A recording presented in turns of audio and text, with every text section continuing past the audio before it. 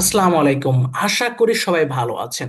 তো যারা যারা রাইটিং এর ক্ষেত্রে যে কোনো ধরনের রাইটিং, এটা শুধুমাত্র আইএলটিএস না, যে কোনো ধরনের রাইটিং এর বিভিন্ন চার্ট যে পরীক্ষাগুলোতে আসে, সেই পরীক্ষাতে যদি আপনি হাই ব্যান্ডের সেন্টেন্স লিখতে চান তো আজকের ক্লাসটা আপনার জন্য। ধরেন আপনার পরীক্ষার আর 15 থেকে 20 দিন সময় আছে, আপনি রাইটিং লিখতে পারেন না, তো রাইটিং এবং অথবা সেন্টেন্স মেক করতে পারেন না, আপনি খুবই খুবই খুবই দুর্বল। সেই দুর্বল স্টুডেন্টদেরও আমরা ধরে কিভাবে আসলে আপনি ভালো ব্যান্ড স্কোর অর্জন করবেন সেইটার পুরো রাস্তাটা আমরা দেখাবো। তো একটা ম্যাজিক নিয়ে আজকে চলে আসলাম। শুধুমাত্র আজকেই না, আপনাদের প্রতিটা প্রতিটা সেন্টেন্স মেক করা আমরা শিখাবো এবং সেটার প্র্যাকটিক্যাল ভার্সনটা পর্যন্ত দেখাবো। তো আমরা তাহলে আজকে ক্লাসটা শুরু করি। খুব ইন্টারেস্টিং একটা বিষয় যে আপনাকে হাতে ধরে সেন্টেন্স মেকিং করা শিখাবো। তো এইখানে একটা কোয়েশ্চেন দেখতে পাচ্ছেন, এই কোয়েশ্চেনটা হচ্ছে একটা পাই চার্ট, যে কোয়েশ্চেনের একটা ফিগার সহ এখানে দেওয়া আছে, বাট আমাদের ইন্ট্রোডাকশন লেখার জন্য শুধুমাত্র এই মেইন অংশটা দরকার, মানে উপরের যে অংশটুকু থাকে।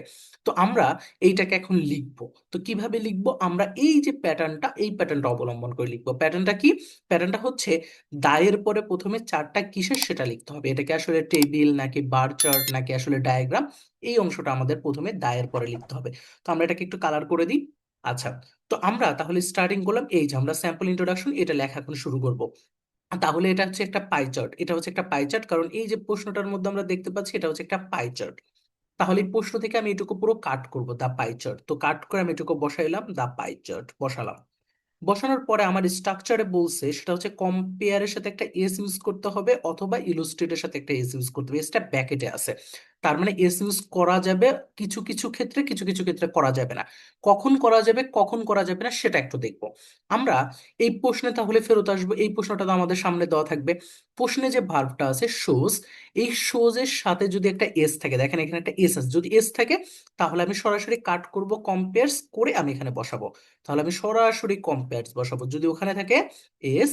যদি প্রশ্নের মধ্যে এস থাকে, এই যে সোজের সাথে এস থাকে, তাহলে আমি এখানে এস বসাবো। যদি না থাকে তাহলে বসাবো না। এবার আমার স্ট্রাকচার বলছে হচ্ছে সাবজেক্ট কাট করতে বলছে। সাবজেক্ট তাহলে কোনটা, সেটা চলে যাবে এখন প্রশ্নে। প্রশ্ন হচ্ছে সোজের পরে যে অংশটা থাকে সেটাই হচ্ছে আমাদের সাবজেক্ট। এই যে সোজের পরে যে আমার নাউন সহ যে অংশটা আছে, যেরকম প্রপোর্শন অফ এনার্জি কনজাম্পশন, এটাই হচ্ছে আমার সাবজেক্ট। তাহলে এটাকে একটু প্যারাফ্রেজিং করলে লেখা যায় কি, প্রপোর্শনকে পার্সেন্টেজেস লেখা যায় অফ এনার্জি কনজাম্পশন, যা আছে তাই তাই লিখলাম। ওকে, তো অলরেডি আমার কিন্তু এই পর্যন্ত লেখা শেষ। এবার হচ্ছে একটা রিলেটিভ প্রোনাউন ইউজ করতে হবে, হু, হুইচ অথবা দ্যাটের যে কোনো একটা। হু উইজ হবে যদি এই যে সাবজেক্টটা, এই সাবজেক্টটা যদি কি থাকে, ব্যক্তি থাকে, যেরকম পার্সেন্টেজ অফ এনার্জি কনজাম্পশন, এটা যদি ব্যক্তির নাম থাকে, এখানে যদি পার্সেন্ট এনার্জি কনজাম্পশন না থাকে, কোনো ব্যক্তির নাম থাকতো, তাহলে এটা কি বসাইতাম, আমরা হু বসাইতাম। আর এখানে অলরেডি বস্তু এটা, তার জন্য এটা কি বসাবো, আমরা হুইজ বসাবো। তাহলে এখানে রিলেটিভ প্রোনাউন কি হবে, হুইজ ব্যবহার হবে আমাদের। হুইজ ব্যবহার করলাম। হুইজ ব্যবহার করার পরে আমাদের এখন ইউজ করতে হবে, এই স্ট্রাকচারে চলে আসি, স্ট্রাকচারে হচ্ছে ভার্ব বলছে। তাহলে আমরা এখন ভার্ব ইউজ করব। তাহলে এখান থেকে খোঁজেন তো এখানে ভার্বটা কি। এখানে ভার্বটা অলওয়েজ আমরা কি দেখবো, যে এখানে টাইম ফ্রেজটা কিসের আছে। টাইমটা দেখেন আছে হচ্ছে পাস্ট টেন্সে। পাস্ট টেন্সে থাকলে আমাকে ভার্বটা পাস্ট টেন্সে বসাতে হবে, কারণ এই দেখেন 2000 থেকে 2020 এটা পাস্ট টেন্সের ব্যাপার। ভার্বটা আমাকে পাস্ট টেন্সে বসাতে হবে অথবা প্যাসিভ ইউজ করতে হবে। তো আমি কি করবো, এখন খুঁজবো হচ্ছে এনার্জি কনজাম্পশন, এটা হচ্ছে কি করে মানুষ ইউজ করে, ব্যবহার করে। তো ঠিক আছে, এটা ব্যবহার করে, তাহলে আমরা এটাকে যদি আমরা পাস্ট টেন্স ইউজ করতে মানে পাস্ট অথবা প্যাসিভ ইউজ করতে চাই, তাহলে ভার্বটা হবে কি, ওয়াজ ইউজড। প্যাসিভের নিয়ম কি, প্যাসিভের নিয়ম হচ্ছে অক্সিলারি ভার্ব, পাস্ট টেন্সের প্যাসিভ হচ্ছে ওয়াজ ওয়ার এর সাথে যদি ভার্বের ভি3 ইউজ করি তাহলে পাস্ট টেন্সের প্যাসিভ। তো ওয়াজ ওয়ার এর যে কোনো একটা, কারণ এটা হচ্ছে ওয়ার, কেন বসবে না, ওয়ার বসবে না কারণ এইখানে কিন্তু প্লুরাল না। যদি আমাদের এখানে সাবজেক্টটা, যদি এখানে কনজাম্পশনস, এখানে যদি প্লুরাল ফর্ম থাকতো তাহলে কিন্তু এখানে ওয়ার বসাইতাম। তো দ্যাটস এটা সিঙ্গুলার, তাহলে এটা কি বসতেছে আমাদের ওয়াচ। তাহলে ওয়াচ ইউজড। ওকে, গুড। এইবার হচ্ছে আমাদের লোকেশন বা এরিয়া বসাইতে হবে। তো লোকেশন বা এরিয়াটা এখন আমাদের বসাতে হবে। এখন লোকেশন এখানে কি বলছে, ডিফারেন্ট সেক্টরস, ভিন্ন ভিন্ন সেক্টরস ইন ইউএসএ, এই পুরোটাই হচ্ছে আমাদের লোকেশন প্রশ্ন থেকে, যেটা হচ্ছে different sector in the USA.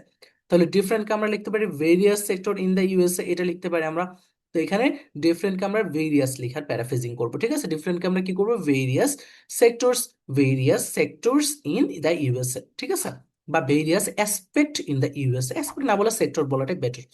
তারপরে হচ্ছে আমরা কি করবো, লাস্ট হচ্ছে আমাদের টাইম ফ্রেজ। এই যে টাইম ফ্রেজ, এই যে আমাদের দেখেন আমরা চলে যাই টাইম ফ্রেজকে আমরা ইন, ওভার, বিটুইন বা ফ্রম এইগুলোতে আমরা প্যারাফ্রেজিং করব। That's it. আমরা চলে যাবো এখন হচ্ছে টাইম ফ্রেজ। এই যে প্রশ্ন থেকে দেখেন কাট করা শিখবো এখন এটা। তো বিটুইন দিয়ে যদি আমরা লিখি তাহলে বিটুইন লেখার পরে হচ্ছে এই দুইটার মাঝে একটা অ্যান দিব। আর যদি ফ্রম দিয়ে লিখি তাহলে দুইটার মাঝে কি দিবে, একটা টু দিবে, যেখানে অ্যান্ড আছে না। যদি বিটুইন দিয়ে লিখি তাহলে দুইটার মাঝে কি দিব, অ্যান দিব, বিটুইন এত এত দুইটা সালের মাঝে।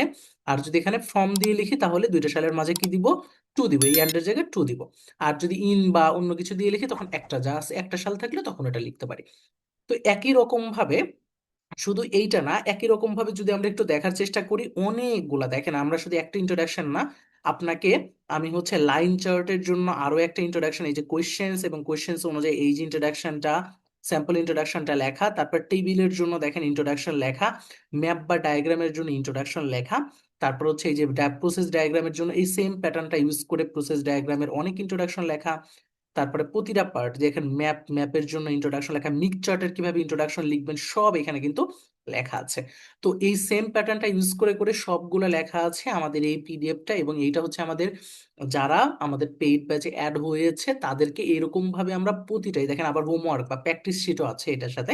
এই দেখেন একটা হচ্ছে টাস্ক ওয়ানের পুরো প্র্যাকটিস শিট, এটা হচ্ছে আপনার বাসায় বসে যদি প্র্যাকটিস করেন এই কোয়েশ্চেন্স গুলা, এই যে এখানে দেখেন কিছু কোয়েশ্চেন্স এবং অ্যান্সার এগুলো আছে, এগুলো যদি বাসায় বসে প্র্যাকটিস করেন তাহলে আমি কনফার্ম যে আপনাদের ইন্ট্রোডাকশন লেখায় কোনোদিনও কোনো প্রবলেম হবে না। আর যেভাবে বুঝাইলাম এভাবে যদি আমি প্রতিটার ইন্ট্রোডাকশন যদি আপনাকে সুন্দর মতো বুঝাই দিতে পারি, আমার মনে হয় না আপনাদের ইন্ট্রোডাকশনের জীবনে কখনো ভুল হবে। তো একই রকম ভাবে ইন্ট্রোডাকশন, ওভারভিউ থেকে শুরু করে সব কিছুর একবারে কমপ্লিট একটা গাইডলাইন বা কমপ্লিট একটা প্যাকেজ হচ্ছে আমাদের রাইটিং ব্যাচ। আপনারা যারা যারা রাইটিং ব্যাচে অ্যাড হতে যাচ্ছেন দ্রুত এনরোল করে ফেলেন। একেবারে সেন্টেন্স মেকিং করার যা যা দরকার সবকিছু আপনাদেরকে শেখানো হবে। তো সবাই ভালো থাকবেন, সবার জন্য দোয়া শুভকামনা থাকবে।